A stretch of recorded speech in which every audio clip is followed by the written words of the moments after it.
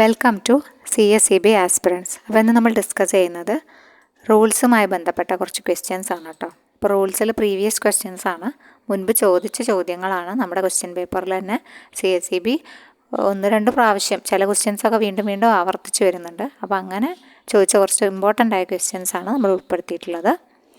അപ്പോൾ first question നോക്കാം. Under rule 176, rule 176 the registrar can dash any resolution of any meeting of any society. അതായത് രജിസ്ട്രാർക്ക് resolution പുറപ്പെടുവിച്ച മീറ്റിങ്ങിൽ ഏത് സൊസൈറ്റിയുടെ വേണമെങ്കിലും ഏത് മീറ്റിംഗ് വേണമെങ്കിലും എന്ത് ചെയ്യാൻ കഴിയും എന്നാണ് ചോദ്യം.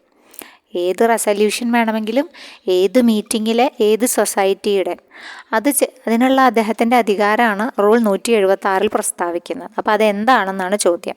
റിവ്യൂ ആണോ, റിപ്പീലാണോ, റിവോക്ക് ആണോ, റിസൈൻഡ് ആണോ? അപ്പോൾ എന്താണ് റൂൾ 176? അതായത് 176 എന്ന് പറഞ്ഞാൽ എന്താണ്?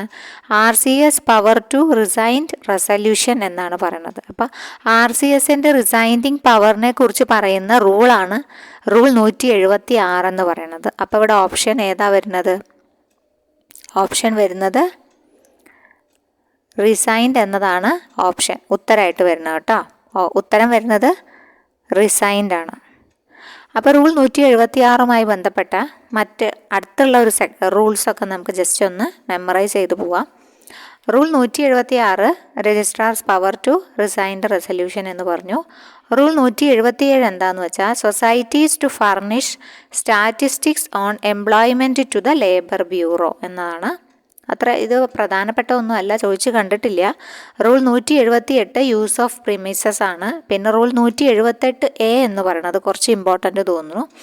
ഓപ്പണിംഗ് ഓഫ് ബ്രാഞ്ചസിനെ കുറിച്ചിട്ടാണ് പറയുന്നത്. അപ്പോൾ ഈ ഓപ്പണിംഗ് ഓഫ് ബ്രാഞ്ചസുമായി ബന്ധപ്പെട്ടിട്ട് നമുക്കൊരു ഫീ സ്ട്രക്ചർ റൂളിൽ പഠിക്കാനുണ്ട്. അപ്പോൾ അതെന്താണെന്ന് നോക്കാം. അതായത് ബ്രാഞ്ച് ഓപ്പൺ ചെയ്യുമ്പോൾ ഫീ അടയ്ക്കണമല്ലോ.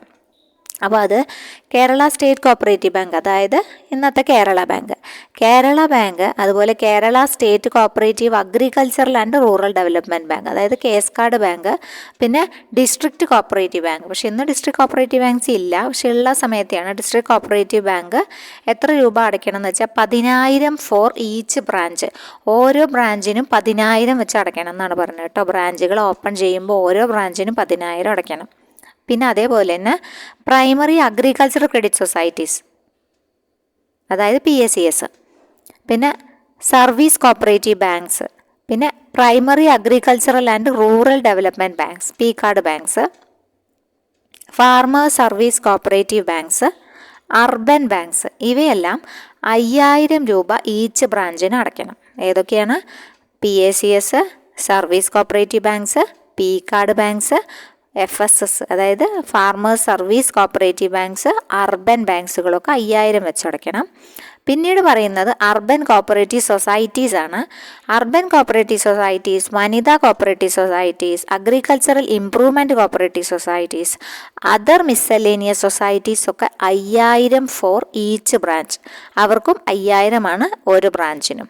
അപ്പോൾ ഇതിൻ്റെ പ്രത്യേകത എന്താ വെച്ചാൽ ഇതിപ്പോൾ എമൗണ്ട് അടച്ചു, അപ്ലിക്കൻറ്റിന് റീഫണ്ട്, അതായത് പിന്നെ റീഫണ്ടിങ് ഫെസിലിറ്റി ഇല്ല കേട്ടോ.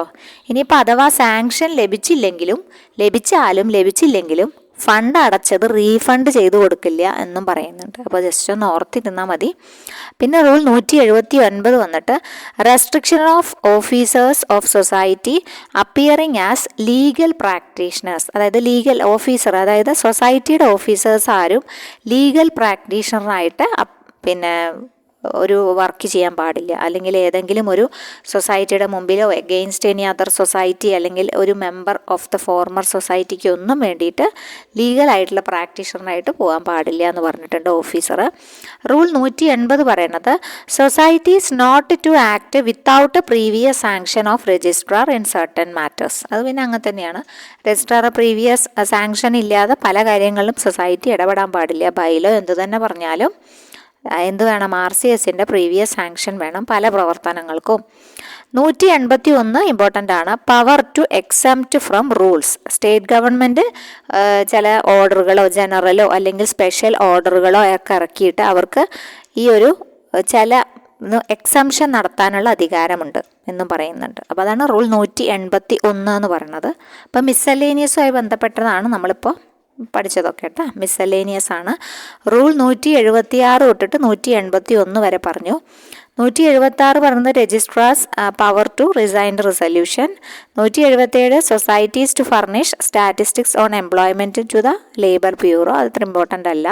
178 യൂസ് ഓഫ് പ്രിമൈസസ്, ആ പ്രിമൈസസ് യൂസ് ചെയ്യുമ്പോൾ എന്ത് വേണം, പ്രീവിയസ് സാങ്ഷൻ രജിസ്ട്രാറിൽ നിന്ന് വാങ്ങണം എന്നാണ് പറഞ്ഞിട്ടുള്ളത്. 178A ഒന്ന് ഓർത്ത് വയ്ക്കുക, ഓപ്പണിംഗ് ഓഫ് ബ്രാഞ്ചസ് ആണ്. ഇപ്പോൾ ഈ ഓപ്പണിംഗ് ഓഫ് ബ്രാഞ്ചസുമായി ബന്ധപ്പെട്ടിട്ടുള്ള ഫീ സ്ട്രക്ചർ നമ്മൾ പറഞ്ഞു. 179 restriction of officers of society appearing as legal practitioners. 180 societies not to act without previous sanction of the registrar in certain matters. 181 പറഞ്ഞാൽ എന്താ, power to exempt from rules എന്നും പറഞ്ഞിട്ടുണ്ട് കേട്ടോ. അപ്പോൾ ഈ ഒരു ഭാഗത്തെ മിസ്സലേനിയസിലെ ക്വസ്റ്റൻ ആണ്. നെക്സ്റ്റ് പറയുന്നത് powers of the cooperative service examination board. Cooperative service examination ബോർഡിൻ്റെ പവേഴ്സിനെ കുറിച്ച് പറയുന്ന റൂൾ ഏതാണ്? അപ്പോൾ കോപ്പറേറ്റീവ് സർവീസ് എക്സാമിനേഷൻ ബോർഡ് നമ്മൾ ഇതിനു മുമ്പ് ഡിസ്കസ് ചെയ്തിട്ടുണ്ട്. കോപ്പറേറ്റീവ് സർവീസ് എക്സാമിനേഷൻ ബോർഡിൻ്റെ പവേഴ്സിനെ കുറിച്ച് പറയുന്ന റൂൾ ഏതാണ് പവേഴ്സുമായി ബന്ധപ്പെട്ട റൂൾ വന്നിട്ടുള്ളത്? റൂൾ 182 182Aയുമാണ് ഇവിടെ ഉത്തരമായിട്ട് വരിക കേട്ടോ. റൂൾ 182 182Aയുമാണ് ഇവിടെ ഉത്തരമായിട്ട് വരിക. Powers of cooperative service examination board list ചെയ്യുന്നത് ആ പറഞ്ഞിരിക്കുന്ന റൂളുകളിലാണ്. ഓക്കെ, അപ്പോൾ റൂൾ 182 182Aയും ഒന്ന് ഓർത്തിരിക്കുക. ഓക്കെ, അപ്പോൾ അത് പ്രധാനപ്പെട്ടതാണ്. അപ്പോൾ അതുമായി ബന്ധപ്പെട്ട് നമ്മൾ മുമ്പ് കോപ്പറേറ്റീവ് സർവീസ് എക്സാമിനേഷൻ മുമ്പ് ഡിസ്കസ് ചെയ്തിട്ടുണ്ട് കേട്ടോ. Which rule covers model bylaws? Model bylaws cover ചെയ്യുന്നത് ഏത് റൂളിലാണെന്നാണ് ചോദ്യം. Which rule covers model bylaws? Rule 3, rule 6, rule 5, rule 8. ഏത് റൂളിലാണ് മോഡൽ ബൈലോസ് കവർ ചെയ്യുന്നത്? റൂൾ 6ലാണ് മോഡൽ ബൈലോസുമായി ബന്ധപ്പെട്ടിട്ടുള്ള പറയുന്നത്. റൂൾ 6ലാണ്. ഓക്കെ, അടുത്തത് റൂൾ 69. റൂൾ 69 എന്ത് പ്രൊസീജിയറുമായി ബന്ധപ്പെട്ടതാണ്? റൂൾ 69. റൂൾ 69 ഏത് പ്രൊസീജിയറുമായി ബന്ധപ്പെട്ടതാണ്? Procedure to be adopted by the liquidator ആണ് കേട്ടോ. ലിക്വിഡേറ്റർ ചെയ്യേണ്ടതിൻ്റെ കാര്യങ്ങളാണ്, പ്രൊസീജിയേഴ്സാണ് എന്തിൽ പറയുന്നത്? റൂൾ 69 പ്രതിപാദിക്കുന്നത്. ഓക്കെ, നെക്സ്റ്റ് പറയുന്നത് the election of the members of a society shall be conducted according to the rule dash of the act. Election of the members of the society shall be conducted. എലക്ഷനുമായി ബന്ധപ്പെട്ടിട്ട് അപ്പോൾ അന്ന് 35 അന്ന് കൊടുത്തിട്ടുള്ളത് കേട്ടോ. 35 omit ചെയ്ത് പോയി. അപ്പോൾ 35A നമുക്ക് ഉത്തരമായിട്ട് കൊടുക്കാം. 35A എന്താ പറയണത്? ഇത് തന്നെയാണ്. അതായത് നമ്മുടെ കോപ്പറേറ്റീവ് എലക്ഷൻ ഉണ്ടല്ലോ, എലക്ഷൻ കമ്മീഷൻ ചെയ്യുന്നതാണ്. ഇലക്ഷൻ കമ്മീഷൻ കമ്മിറ്റീസിന് തിരഞ്ഞെടുക്കുന്നതുമായി ബന്ധപ്പെട്ട റൂളാണ് റൂൾ 35A എന്ന് പറയുന്നത്. അപ്പോൾ the election of the members of the society shall be conducted according to the rule 35A of the act. ഇലക്ഷനുമായി ബന്ധപ്പെട്ട് തന്നെയാണ് സൊസൈറ്റിയിലെ കമ്മിറ്റീസിലെ അംഗങ്ങളെക്കുറിച്ച് പറയുന്നതാണ് 35A എന്നത്. ഓക്കെ, അടുത്തത് പറയുന്നത് according to rule dash lies down the classification of society. Classification of society എന്തുമായി ബന്ധപ്പെട്ടതായിരുന്നു? Classification നമ്മൾ വിശദമായിട്ട് എടുത്തതാണ്. കാണാത്ത കൂട്ടുകാർ ആരെങ്കിലും ഉണ്ടെങ്കിൽ ഒന്ന് പോയി കാണുക കേട്ടോ. ക്ലാസിഫിക്കേഷനുമായി ബന്ധപ്പെട്ട ചോദ്യങ്ങൾ എന്തായാലും വരും. അപ്പോൾ ക്ലാസിഫിക്കേഷൻ റൂൾ 15 ആണ്. റൂൾ 15ലാണ് ക്ലാസിഫിക്കേഷനെ കുറിച്ച് പ്രതിപാദിക്കുന്നത്. അപ്പം നമ്മൾ ഇമ്പോർട്ടൻ്റ് ആയ കുറച്ച് റൂൾസേ പറഞ്ഞിട്ടുള്ളൂ. ഇപ്പോൾ ഒരുപാട് നമുക്ക് കുറേ പഠിക്കാനുള്ള സമയമോ അല്ലെങ്കിൽ ഇപ്പോൾ കൺഫ്യൂസിങ് ആവുന്ന സമയമോ ഒന്നുമില്ല. നിങ്ങൾക്ക് അറിയാവുന്ന കാര്യങ്ങൾ മാത്രം നിങ്ങൾ ഇതിന്ന് ഗ്രാസ്പ് ചെയ്തെടുക്കുക. അറിയാത്ത കാര്യങ്ങൾ അയ്യോ എനിക്കത് അറിയില്ലല്ലോ എന്ന് വെച്ച് വിഷമിക്കുകയോ അല്ലെങ്കിൽ ടെൻഷൻ അടിക്കുകയോ ഒന്നും വേണ്ട. ഇനി നമുക്ക് റിലാക്സ് ചെയ്യേണ്ട സമയമാണ്. നന്നായി ഭക്ഷണമൊക്കെ കഴിച്ച് നല്ല രീതിയിൽ കിടന്നുറങ്ങുക. പഠിച്ചത് എന്തായാലും കിട്ടും അല്ലേ? നമ്മൾ ഹാർഡ് വർക്ക് എവിടെയാണോ ചെയ്തത് അത് നമുക്ക് കിട്ടട്ടെ എന്ന് നമുക്ക് പ്രാർത്ഥിക്കാം.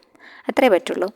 പിന്നെ ഇനിയിപ്പോൾ ഒരുപാട് നമ്മൾ സ്ട്രെസ് ചെയ്തു, രാത്രി ഒരുപാട് ഉറക്കമൊഴിച്ചു, അതൊക്കെ നമ്മുടെ ആരോഗ്യത്തിനെ ബാധിക്കും. ആ സമയത്ത് നമുക്ക് ഒരു സമാധാനം ഒന്നും കിട്ടില്ല. അപ്പോൾ അതുകൊണ്ട് തന്നെ അറിയാവുന്ന റൂളുകൾ എന്തെങ്കിലും ഉണ്ടോ അത് ഉറപ്പിക്കൂ. അറിയാത്ത റൂളുകൾ ഉണ്ടെങ്കിൽ പോട്ടെ, അടുത്ത എക്സാമിന് നോക്കാം, ശരിയാക്കാം എന്നൊരു മൈൻഡോട് കൂടി ഇരിക്കുക. അറിയുന്ന റൂളുകൾ എന്തെങ്കിലും ഉണ്ടെങ്കിൽ ആ റൂളൊന്ന് ഉറപ്പിക്കാൻ ശ്രമിക്കുക. അത്രേ വേണ്ടൂ. ഇനി കിട്ടാത്ത ക്വസ്റ്റ്യൻസിന് പിന്നാലെ പായേണ്ട സമയമൊക്കെ കഴിഞ്ഞു.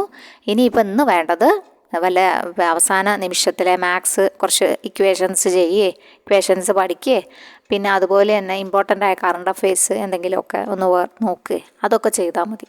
എല്ലാ സംഭവങ്ങളും കൂടി തലേന്ന് നമുക്ക് അരച്ച് കലക്കി കുടിക്കാനൊന്നും പറ്റില്ല. അപ്പോൾ പറ്റണ പോലെ നല്ല രീതിയിൽ എക്സാം എഴുതുക എല്ലാവരും. Okay. Rule 16 and 20 of the societies act lies. Rule 16 and 20. Rule 16ഉം 20 എന്താണ്? 60 എന്തിനെ കുറിച്ച് പറയുന്നു? 16 ആണ് കേട്ടോ. 16 എന്തിനെ കുറിച്ചാണ് പറയണത്? Rule 16 conditions to be complied with for admission for membership ആണ്. അഡ്മിഷൻ ഫോർ മെമ്പർഷിപ്പിനെ കുറിച്ച് പറയണതാണ് എന്ത്? റൂൾ 16. അപ്പോൾ റൂൾ 20 എന്തിനെ കുറിച്ചാണ് പറയണത്? അവിടെയും payment to be made to acquire rights of a member. ഒരു മെമ്പർ ആവാൻ എന്തെല്ലാം പേയ്മെൻറ്റ് നടത്തണം. അപ്പോൾ ഇത് രണ്ടും എന്തിനെ കുറിച്ച് പറയണത്? മെമ്പർഷിപ്പിനെ കുറിച്ചാണ് പറയണത്. അപ്പോൾ ഉത്തരമായിട്ട് വരുന്നത് മെമ്പർഷിപ്പാണ്. ഓക്കെ. അപ്പോൾ ഈ payment to be made to acquire rights of a member എന്ന് പറഞ്ഞാൽ എന്തെല്ലാമാണ് പേയ്മെൻറ്റ് നടത്തേണ്ടതെന്ന് വെച്ചാൽ അഡ്മിഷൻ ഫീസ് അടക്കേണ്ടി വരും, പിന്നെ സബ്സ്ക്രിപ്ഷൻസ് ടു ഷെയർ ക്യാപിറ്റൽ അടക്കേണ്ടി വരും, പിന്നെ എന്തെങ്കിലും any other payments required to be made under the bylaws അതും അടക്കേണ്ടി വരും. അപ്പോൾ 3 തരത്തിലാണ് പേയ്മെൻറ്റ് വരുന്നത്: admission fees, subscription to share capital, any other payments required to be made under the bylaws. അത്രയാണ് പറയണത്. പിന്നെ നെക്സ്റ്റ് വരുന്നത് in which rule the age limit for the appointment of staff in the cooperative societies is specified. Age limit ആ ഭാഗത്തുനിന്ന് ചില questions കാണാറുണ്ട്. അപ്പോൾ ഏതാണ് ഏജ് ലിമിറ്റുമായി ബന്ധപ്പെട്ടിട്ടുള്ള റൂൾ എന്ന് വെച്ച് കഴിഞ്ഞാൽ റൂൾ 183 ആണ് കേട്ടോ.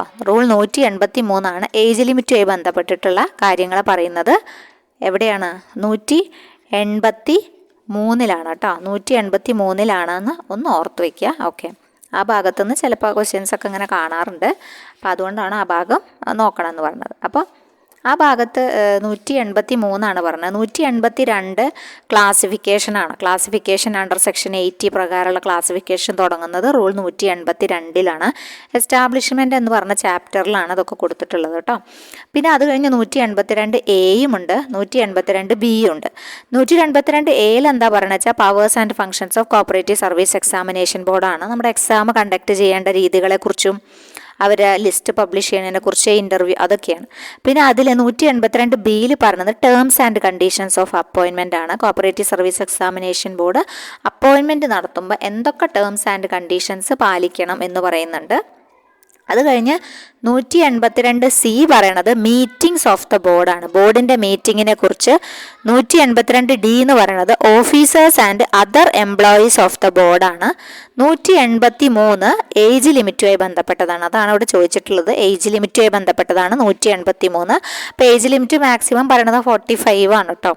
പിന്നെ റൂൾ 184 പ്രൊബേഷനുമായി ബന്ധപ്പെട്ടതാണ്. 184 പ്രൊബേഷനാണ്. 185 പ്രൊമോഷനുമായി ബന്ധപ്പെട്ടതാണ്. പ്രൊമോഷൻ ആർക്കൊക്കെയാണ് കൊടുക്കുക, അതുമായി ബന്ധപ്പെട്ട റെസ്ട്രിക്ഷൻസ് എന്തൊക്കെയാണെന്നൊക്കെയാണ് 185 പറയണത്. ഓക്കെ. 185 കഴിഞ്ഞ് കഴിഞ്ഞാൽ 186 ക്വാളിഫിക്കേഷൻസിനെ കുറിച്ചാണ് പറയുന്നത്. ക്വാളിഫിക്കേഷൻസ് ആണ്. എന്തൊക്കെ ഇമ്പോർട്ടൻ്റ് ക്വാളിഫിക്കേഷൻസ് ഉണ്ട് എന്ന് പറയുന്നതാണ് 186 ക്വാളിഫിക്കേഷൻസ് ആണ്. പിന്നെ 187 vacancies in apex society or central society ആണ്. 188 സ്റ്റാഫ് പാറ്റേൺ ആണ്. അത് ചിലപ്പോൾ ചോദിക്കാറുണ്ട്. റൂൾ 188 ഏതാണ്? സ്റ്റാഫ് പാറ്റേൺ ആണ് റൂൾ 188. ഓക്കെ. അപ്പോൾ അതൊന്ന് ഓർത്തിരിക്കുക. 190 ഇത്തിരി ഇമ്പോർട്ടൻ്റ് ആണ്. ലീവ് റൂൾസ് ആണ് കേട്ടോ. 190 ലീവ് റൂൾസ് ആണ്. 189 റെമ്യൂണറേഷൻ ആൻഡ് അലവൻസസ് ആണ്. 190 ലീവ് റൂൾസ് ആണ്. അത് ചിലപ്പോൾ ഇടയ്ക്ക് ഇതുപോലെ 190 ലീവ് റൂൾസ് ഏതിൽ പെടണമെന്നൊക്കെ ചോദിക്കാറുണ്ട്. അതാണ് 190. അപ്പോൾ ഇതിൽ ഈ ഭാഗത്തെ എല്ലാം ഇമ്പോർട്ടൻ്റ് ഒന്നും അല്ല, പക്ഷെ ചിലതൊക്കെ എടുത്തെടുത്ത് ചോദിക്കാറുണ്ട്. ഓക്കെ. നെക്സ്റ്റ് ക്വസ്റ്റ്യൻ നോക്കുകയാണെങ്കിൽ accounts and other books to be maintained by the societies is specified in rule dash of the KCS rules. അപ്പോൾ ഈ ഭാഗം, അതായത് ഈ ഒരു അക്കൗണ്ട്സ് ആൻഡ് അതർ ബുക്സിൻ്റെ ഭാഗം റൂൾസിൽ എപ്പോഴും ചോദിച്ച് കാണാറുണ്ട്. അപ്പോൾ അതുകൊണ്ട് അതൊന്ന് ശ്രദ്ധിക്കുക കേട്ടോ. Accounts and other books to be maintained by the societies is specified ഏത് ഭാഗത്താണെന്ന് നോക്കാം. അത് റൂൾ 29 പറയണത്. റൂൾ 29 അക്കൗണ്ട്സ് ആൻഡ് സൊസൈറ്റീസ് ഈ ഒരു ബുക്ക് സൂക്ഷിക്കുന്നതിനെ കുറിച്ചിട്ട് പറയുന്നത്. പിന്നെ അതുമായി ബന്ധപ്പെട്ട തന്നെയാണ് റൂൾ 30, 31 ഒക്കെ പറയുന്നത്. റൂൾ 31 എന്താണ്? Rule 31 power of the RCS to direct accounts and other books to be written up. ഏത് രീതിയിലാണ് എഴുതേണ്ടത് അല്ലെങ്കിൽ ഏതൊക്കെ രീതിയിലാണ് അത് പ്രസൻറ്റ് ചെയ്യേണ്ടത് എന്ന് തീരുമാനിക്കുന്ന പവർ ആർക്കാണ്? ഏത് രീതിയിൽ ഏത് ഫോർമാറ്റിൽ എഴുതണം എന്ന് തീരുമാനിക്കേണ്ടത് പവർ RCSനാണെന്ന് പറയുന്നത് റൂൾ 30 ആണെന്ന് ചോദിച്ചു കണ്ടിട്ടുണ്ട് കേട്ടോ മുമ്പത്തെ എക്സാമിന്. Rule 30 power of RCS to direct accounts and other books to be written up. അതുപോലെ റൂൾ 31 ചോദിക്കാറുണ്ട് period for which account books are to be maintained by the societies. ഒരുപാട് പീരിയഡ് 7 വർഷം സൂക്ഷിക്കേണ്ടത്, പെർമനൻ്റ് ആയിട്ട് സൂക്ഷിക്കേണ്ടത്, അങ്ങനെ ഒരു വലിയ കോളം തന്നെയുണ്ട്. അപ്പോൾ അതാണ് റൂൾ 31 പറയണത് കേട്ടോ.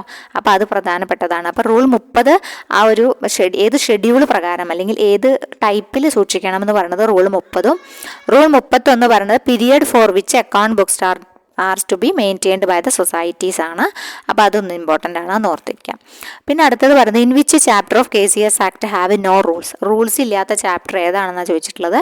ചാപ്റ്റർ 6 ആണ് റൂൾസ് ഇല്ലാത്തത്. അപ്പോൾ ആ ചാപ്റ്റർ 6 എന്താ പറയണത്? ജസ്റ്റ് സ്റ്റേറ്റ് എയ്ഡ് ആണ്. State aid to cooperative societies ആണ്. സെക്ഷൻ 42 മുതൽ 54 വരെയുള്ളതാണ്. അപ്പോൾ അവിടെ പറയണത് അതുമായി ബന്ധപ്പെട്ട റൂൾസ് ഒന്നും ഇല്ല കേട്ടോ. നെക്സ്റ്റ് പറയണത് as per rule dash of the KCS rules the salary or allowances of public officer or servant of a railway administration etc. is attached as a movable property.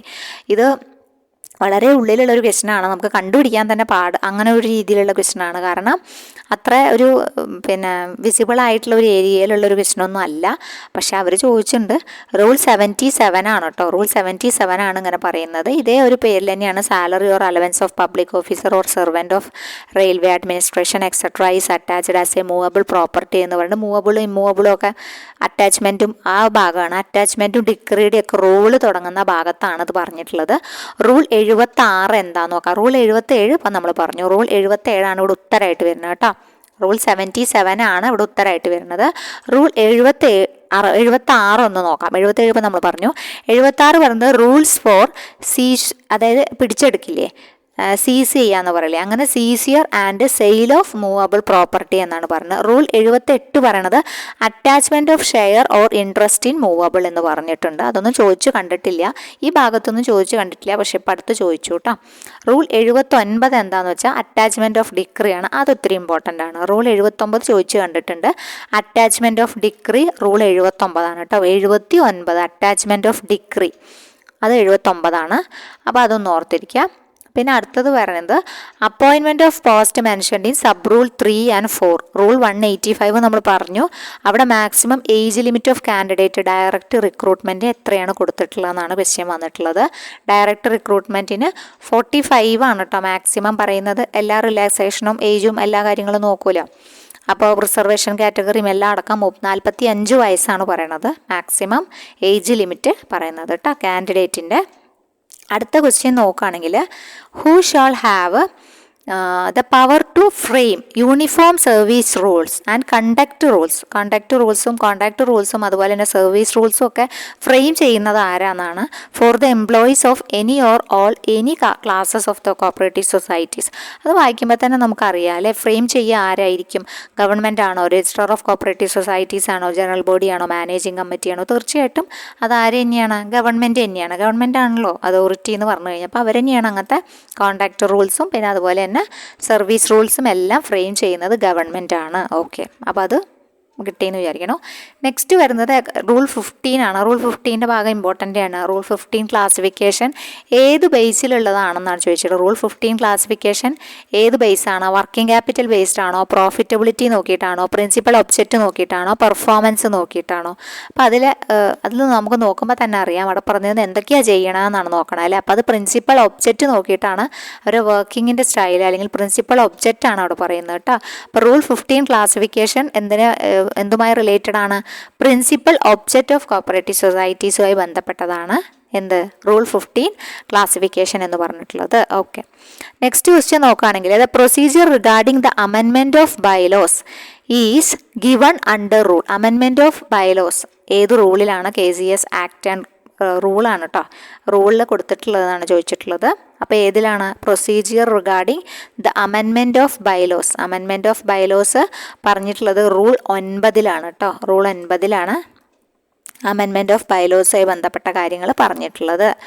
Next books and registers. ആ ഭാഗം ഇത്തിരി important ആണ്, അത് ഇടയ്ക്കിടയ്ക്ക് ചോദിക്കാറുണ്ട്. Books and registers of cooperative society are maintained. ബുക്സും രജിസ്റ്ററും ഏത് റൂൾ പ്രകാരമാണ്, എങ്ങനെയാണ് മെയിൻറ്റെയിൻ ചെയ്തിട്ടുള്ളത് എന്നാണ് ചോദ്യം വന്നിട്ടുള്ളത്. അപ്പോൾ ഏതാണ്? റൂൾ 29. നേരത്തെ നമ്മൾ ഡിസ്കസ് ചെയ്തതാണ്. റൂൾ 29 ബുക്സും രജിസ്റ്റർ. ആ വർഷം പറയുന്നുണ്ടല്ലോ അത് കേട്ടോ. ഇത്ര വർഷം എന്ന് പറയണില്ലേ? ഓക്കെ. ഇനി rule 186 of KCS rules 1969 deals with. Rule 186 എന്തുമായി ബന്ധപ്പെട്ടതാണ്? വാക്കൻസീസ് ഇൻ അപ്പെക്സ് സൊസൈറ്റീസ് ആണോ, ലീവ് റൂൾസ് ആണോ, ക്വാളിഫിക്കേഷൻ ആണോ, റെമ്യൂണറേഷൻ ആൻഡ് അലവൻസ് ആണോ? അപ്പോൾ എന്തുമായി ബന്ധപ്പെട്ട? 186 നമ്മൾ നേരത്തെ തന്നെ പറഞ്ഞു ഇമ്പോർട്ടൻ്റ് ആണെന്ന്. ക്വാളിഫിക്കേഷനായി ബന്ധപ്പെട്ടതാണ് 186 കേട്ടോ. ക്വാളിഫിക്കേഷനായി ബന്ധപ്പെട്ടതാണ് 186. അതൊന്ന് ഓർത്തിരിക്കുക. ക്വാളിഫിക്കേഷനായി ബന്ധപ്പെട്ടതാണ് 186 എന്ന് ഓർത്തിരിക്കുക. ഓക്കെ. അടുത്തത് പറയുന്നത് റൂൾ 59. റൂൾ 59 എന്തുമായി ബന്ധപ്പെട്ടിരിക്കുന്നു എന്നാണ്. റൂൾ 59 ഗ്രാറ്റുവിറ്റിയായി ബന്ധപ്പെട്ടതാണ് കേട്ടോ. റൂൾ 59 ഗ്രാറ്റുവിറ്റിയായി ബന്ധപ്പെട്ടതാണ്. അപ്പോൾ ഗ്രാറ്റുവിറ്റി കൊടുക്കുന്നത് ഏതാണ്? ഇത് നോക്കിയിട്ടാണ്. പേയ്മെൻറ്റ് ഓഫ് ഗ്രാറ്റുവിറ്റി ആക്ട് 1972 പ്രകാരമാണ് എന്ത് കൊടുക്കുന്നത്? ഗ്രാറ്റുവിറ്റി കൊടുക്കുന്നത് കേട്ടോ. പെർമനൻറ്റ് എംപ്ലോയീസിനാണ് ഗ്രാറ്റുവിറ്റി അലൗ ചെയ്യാറ്. അപ്പോൾ റൂൾ 59 KCS റൂൾസ് എന്തുമായി ബന്ധപ്പെട്ടിരിക്കുന്നു? ഗ്രാറ്റുവിറ്റിയായി ബന്ധപ്പെട്ടിരിക്കുന്നു. ഗ്രാറ്റുവിറ്റി ആക്ടിൽ ഏത് act? Payment of gratuity act central act ആണ്. അപ്പോൾ അത് പ്രകാരമാണ് ഗ്രാറ്റുവിറ്റി കൊടുക്കുന്നത്. Qualification of an auditor is mentioned in. Qualification, ഓഡിറ്ററുടെ ക്വാളിഫിക്കേഷൻ പറയുന്നത് ഏത് റൂളിലാണ് എന്നാണ് ചോദ്യം വന്നിട്ടുള്ളത്. അപ്പോൾ ഓഡിറ്ററുടെ ക്വാളിഫിക്കേഷൻ പറയുന്നത് ഏത് റൂളിലാണ്? ക്വാളിഫിക്കേഷൻ പറയുന്നത് 64A കേട്ടോ. 64A ഓഡിറ്ററുടെ ക്ലാസിഫിക്കേഷനായിട്ട് പറയുന്നത്. 64A. അടുത്ത ക്വസ്റ്റ്യൻ വന്നിട്ട് attachment before judgment. Attachment before judgment is mentioned in. Attachment before judgment എവിടെയാണ് മെൻഷൻ ചെയ്തിട്ടുള്ളത്? ഇതും ആ ഭാഗത്ത് തന്നെയാണ്. ഡിഗ്രി ഒക്കെ പറയണം ആ ഭാഗത്ത് തന്നെയാണ്. ആ ഭാഗത്തുനിന്ന് റൂളുകൾ ചോദിച്ച് കാണാറുണ്ട്. അപ്പോൾ ആ ഭാഗം സമയമുള്ളവർ ജസ്റ്റ് ഒന്ന് ഓടിച്ചു പോകുക കേട്ടോ. Attachment before judgment is mentioned in dash rule of KCS rules എന്ന് ചോദിച്ചിട്ടുണ്ട്. അറ്റാച്ച്മെൻറ്റ് ബിഫോർ ജഡ്ജ്മെൻറ്റ് റൂൾ 93 കേട്ടോ. റൂൾ 93 ബന്ധപ്പെട്ടതാണ് അറ്റാച്ച്മെൻറ്റ് ബിഫോർ ജഡ്ജ്മെൻറ്റ് എന്ന് പറയുന്നത്. ഓക്കെ. അപ്പോൾ റൂൾ 94 അതുപോലെ ഇമ്പോർട്ടൻ്റ് തന്നെയാണ്. Procedure for recovery of sums due to government ആണ്. Rule 94 procedure for recovery of sums due to government ആണ്. അതും ചിലപ്പോൾ ഇടയ്ക്കൊക്കെ അങ്ങനെ ചോദിച്ചു കാണാറുണ്ട്. അപ്പോൾ റൂളിൽ നിന്ന് അങ്ങനെ എന്താണ് റൂളിൽ പറയുന്നത് അങ്ങനെയല്ല ചോദിച്ചു കാണാറ്. റൂൾ ഏത് റൂളാണെന്നാണ് ചോദിച്ചത്. സെക്ഷനിൽ നിന്നാണ് ആഴത്തിൽ എടുക്കാറ്. ഓരോ എക്സാമിനും ഓരോ പോലെ ആയിരിക്കും, നമുക്കൊന്നും ജഡ്ജ് ചെയ്യാൻ പറ്റില്ല. അപ്പോൾ ഒരുവിധം ഇമ്പോർട്ടൻ്റ്, അതായത് 5-6 ക്വസ്റ്റ്യൻ പേപ്പർ നോക്കുമ്പോൾ നമുക്ക് ഇമ്പോർട്ടൻ്റ് എന്ന് തോന്നുന്ന റിപ്പീറ്റഡ് ആയിട്ട് വരുന്ന ക്വസ്റ്റ്യൻസ് മാത്രമാണ് നമ്മൾ ഉൾപ്പെടുത്തിയിട്ടുള്ളത്. നിങ്ങൾക്ക് ഉപകാരപ്പെടുന്നു വിചാരിക്കുന്നു. അപ്പോൾ ഇനി സമാധാനമായി ശാന്തമായി പഠിച്ച് എല്ലാവരും നല്ല രീതിയിൽ എക്സാം എഴുതുക. അപ്പോൾ എല്ലാവർക്കും എക്സാം എഴുതുന്ന എല്ലാവർക്കും ഓൾ ദി ബെസ്റ്റ് കേട്ടോ. അപ്പോൾ നമുക്ക് അത് കഴിഞ്ഞ് നമ്മൾ തുടർന്നും നമ്മുടെ വീഡിയോസുമായിട്ട് നിങ്ങളുടെ കൂടെ തന്നെ ഉണ്ടായിരിക്കും. നിങ്ങൾ സപ്പോർട്ട് ചെയ്യുക. സബ്സ്ക്രൈബ് ചെയ്യാത്ത കൂട്ടുകാർ ആരെങ്കിലും ഉണ്ടെങ്കിൽ ഒന്ന് സബ്സ്ക്രൈബ് ചെയ്ത് സപ്പോർട്ട് ചെയ്യുക. നമ്മുടെ ജേണി ഇങ്ങനെ തുടർന്നുകൊണ്ടിരിക്കുകയാണ്. ഓക്കെ. അപ്പോൾ നമുക്ക് അടുത്ത ക്ലാസ്സിൽ നല്ലൊരു വിഷയമായിട്ട് അടുത്ത ക്ലാസ്സിൽ കാണാം. അപ്പോൾ എക്സാം എഴുതുന്ന എല്ലാ കൂട്ടുകാർക്കും ഒരു പ്രാവശ്യം കൂടി എൻ്റെ ഓൾ ദി ബെസ്റ്റ് അറിയിക്കണം കേട്ടോ. ഓക്കെ. അപ്പോൾ ടെൻഷനൊന്നും ഇല്ലാതെ നല്ല സമാധാനത്തോടു കൂടി എക്സാം എഴുതാൻ എല്ലാവർക്കും സാധിക്കട്ടെ. Thank you.